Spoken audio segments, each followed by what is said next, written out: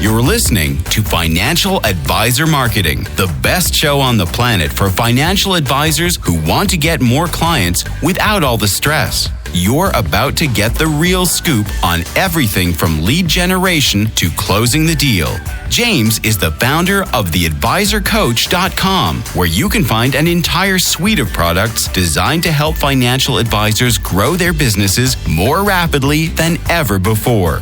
Now, here is your host, James Pollard. What's going on, financial advisors? This episode is going to be about making peace with your inner critic. But before we get into the episode, I want to put a big pause, disclaimer. Let me get this out of the way first. Sometimes your inner critic is right. There are so many people who are like, how can I get rid of this voice, this self-doubt, this criticism that's inside? It's like, have you considered that maybe it's right?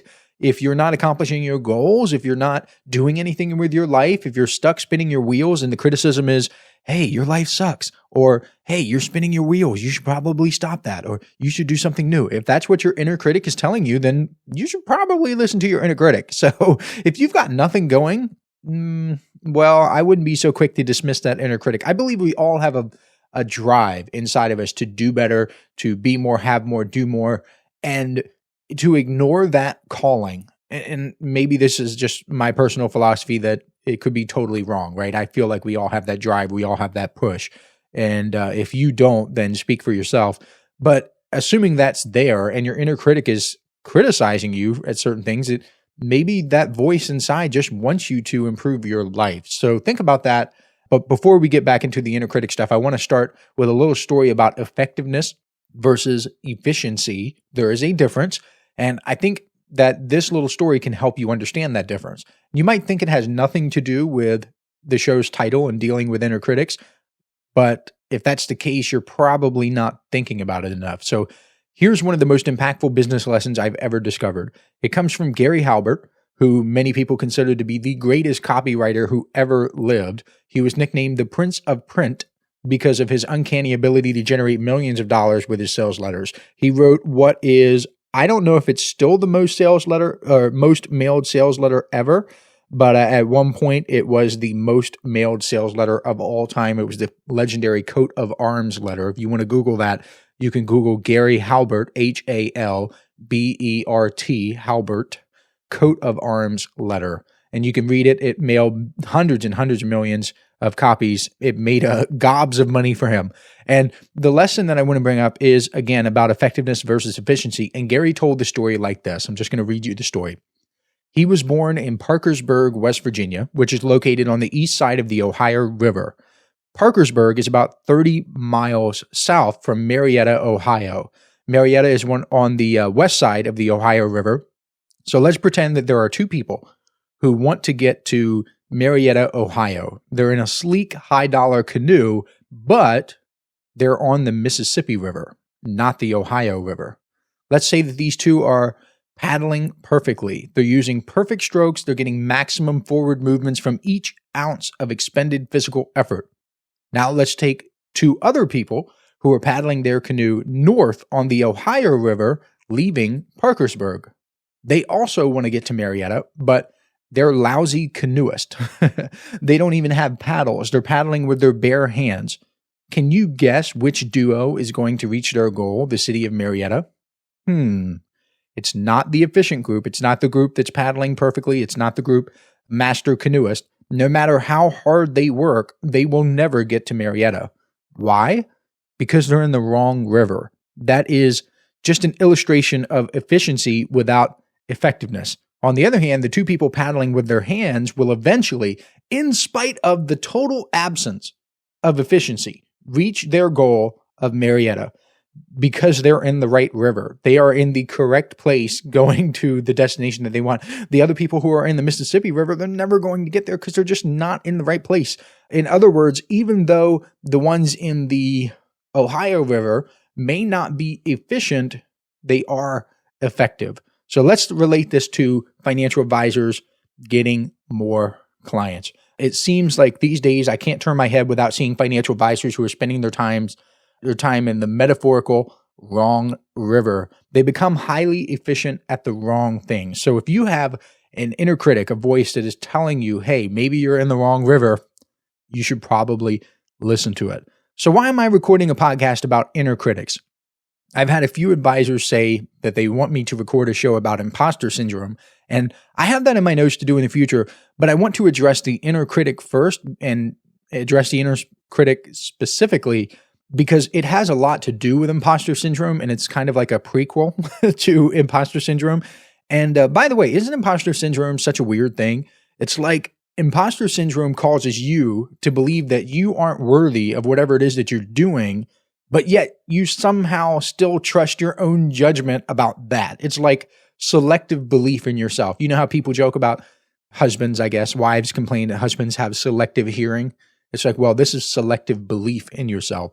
So if you're a financial advisor, you may not believe that you have the skills to give advice to billionaires, for example, but you somehow still believe the inner voice, which tells you that. So you don't believe yourself in one area, but you totally believe yourself in another. I don't know. It's weird to me. I can't really describe it well. Maybe that was a terrible description. I want to start off by making it clear that we all have this voice inside that criticizes what we do. We all nitpick ourselves. I don't think that voice ever goes away, but it's apparent that some people deal with it better than others. And we all do it. We all have the voice that talks to ourselves. And you know what's weird? I asked on LinkedIn a long time ago if people like narrate to themselves.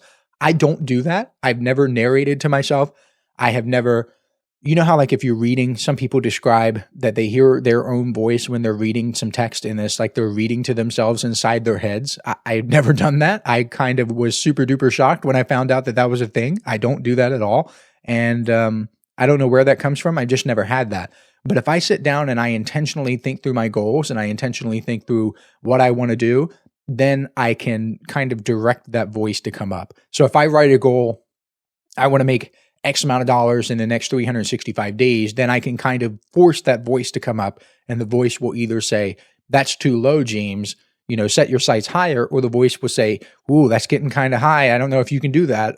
Or if I set it way too high, the voice might say, there's no way, maybe next year. So the voice will come out like that, but it's like I don't narrate to myself and I don't hear my own voice when I read. It's just, that's a little side note. I don't know if that applies to you, but just interesting tidbit about me, I guess. But we all talk to ourselves in some way, shape, or form when we are making moves in our life, at least, whether it's with physical appearance, the way we run our businesses, or even the way that we talk. I mean, have you ever said something and then immediately thought to yourself, man, I shouldn't have said that? Like, it happens. Maybe you've written a long social media post and right before you hit publish, you think, oh, don't click publish. It's stupid. That's your inner critic at work, sabotaging you. Now, I've heard people say that you should just kick the voice out of your head. You should power through it and refuse to give it permission and don't let it speak to you.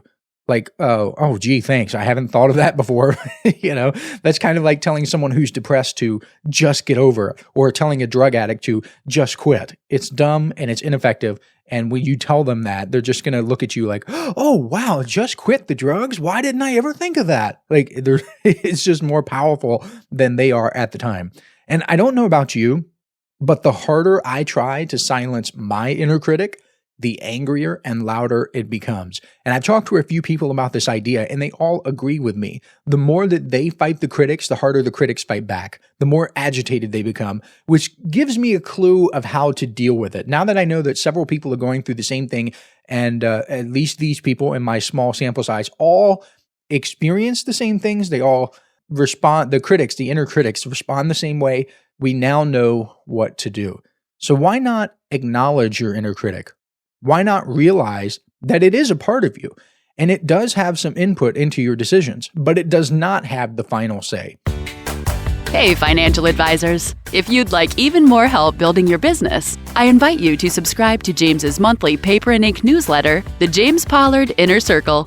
When you join today, you'll get more than $1,000 worth of bonuses, including exclusive interviews that aren't available anywhere else.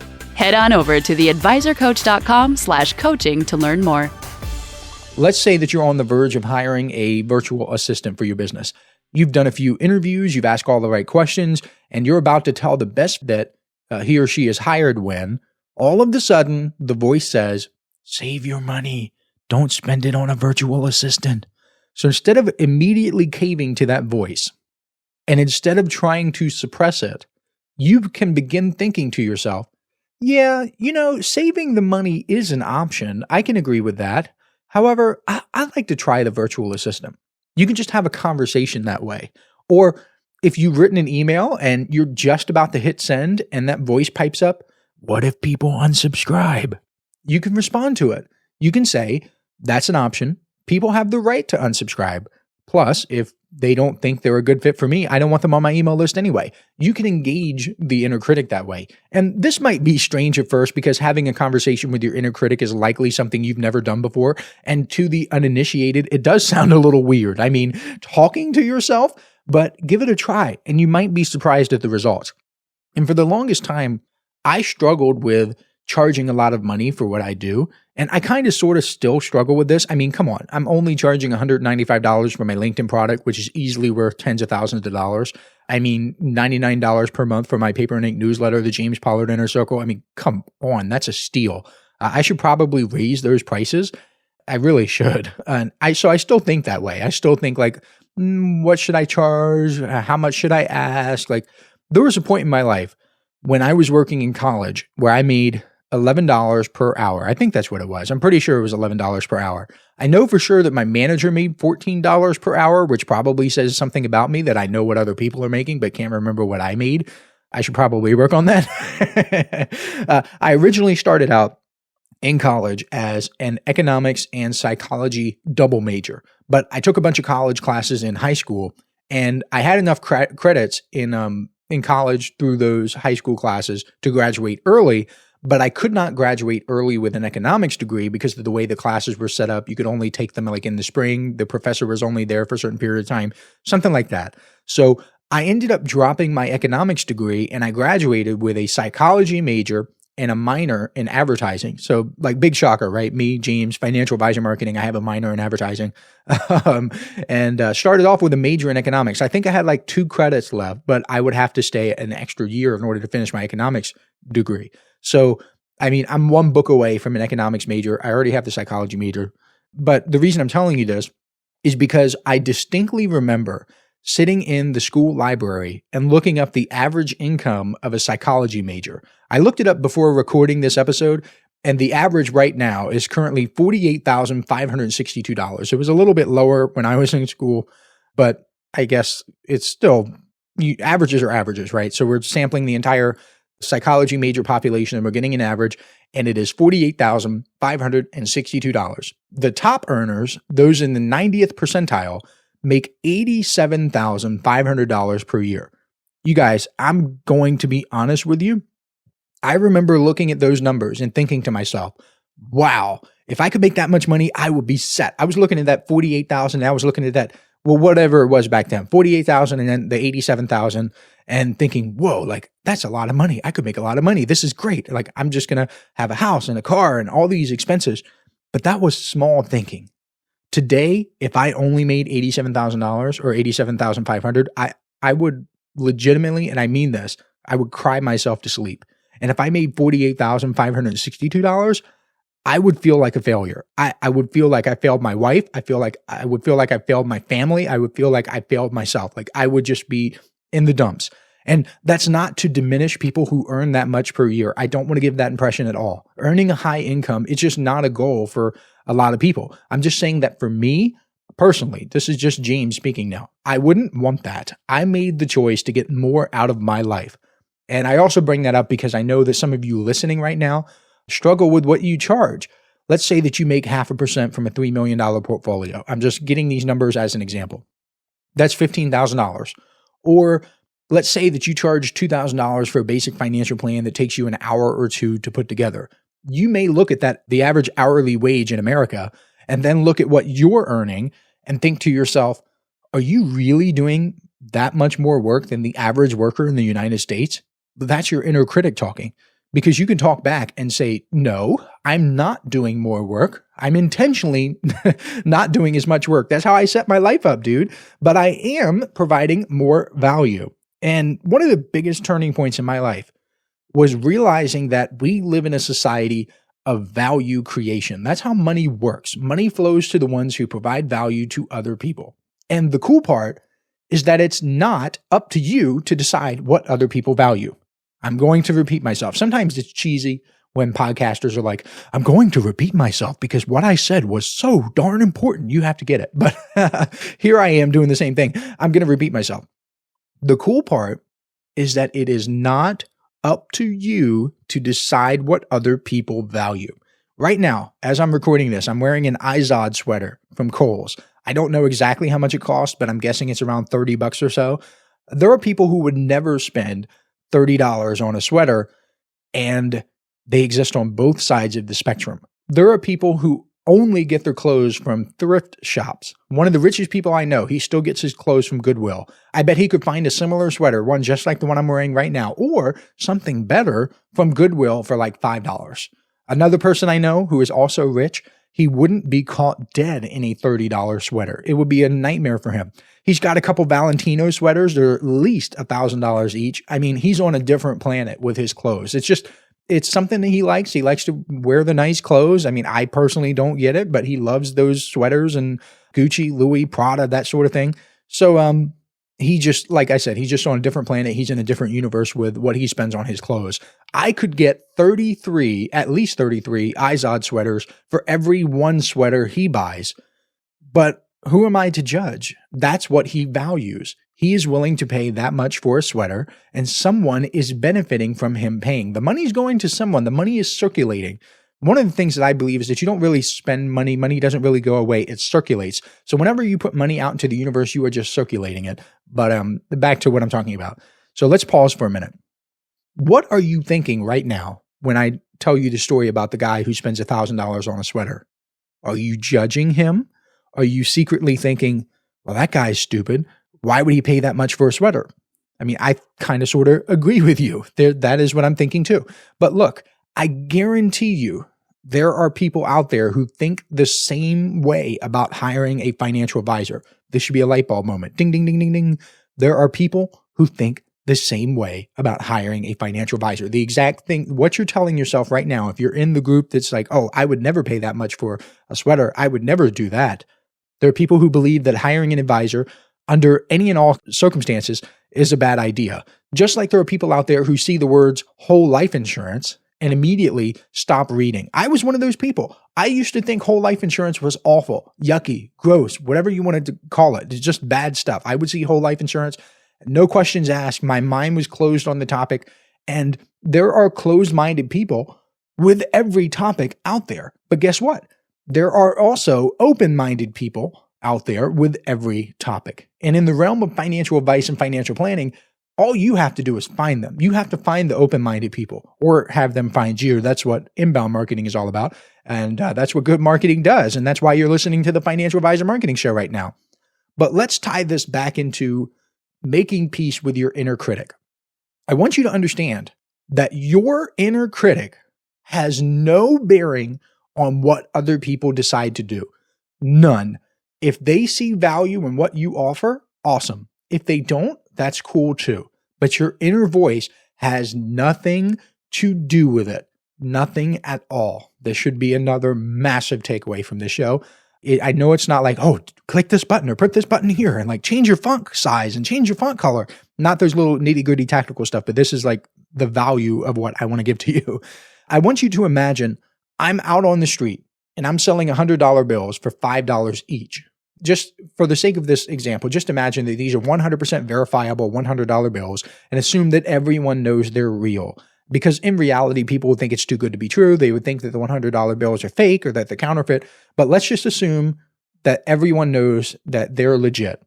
And let's assume that I tell myself in my own mind, I'm telling myself this, that nobody wants these $100 bills for only $5.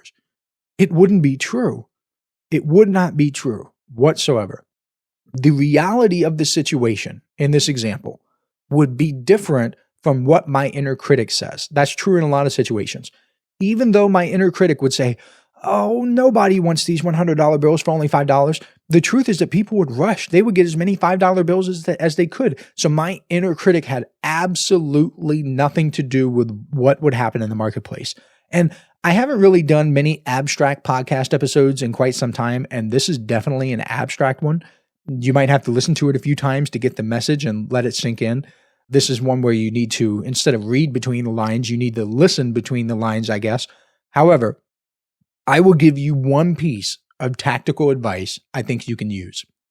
Ask yourself what advice you would give to a friend going through your situation. Mentally remove yourself from whatever it is that you're going through and imagine that you're seeing a friend go through the same thing. So if a friend of yours was about to post something on social media and had doubt creeping in, what would you tell him or her? If a friend was about to call on a prospective client and got afraid or suffered from call reluctance, what would you tell him or her? You probably wouldn't tell your friend, oh, you're stupid, or you can't do anything right. But we're so quick to tell ourselves those very things. You would probably be a little bit more objective. You'd be more compassionate with your friend. So try that on for size. Imagine what you would tell a friend in that situation. And I think that about does it for this week's episode. If you enjoyed this content, please leave a review, share it with a friend, or you can post it online. If you write something on LinkedIn and tag me in it, I'll be sure to engage with you. I'll comment, whatever. Either way, I will catch you next week. This is thepodcastfactory.com.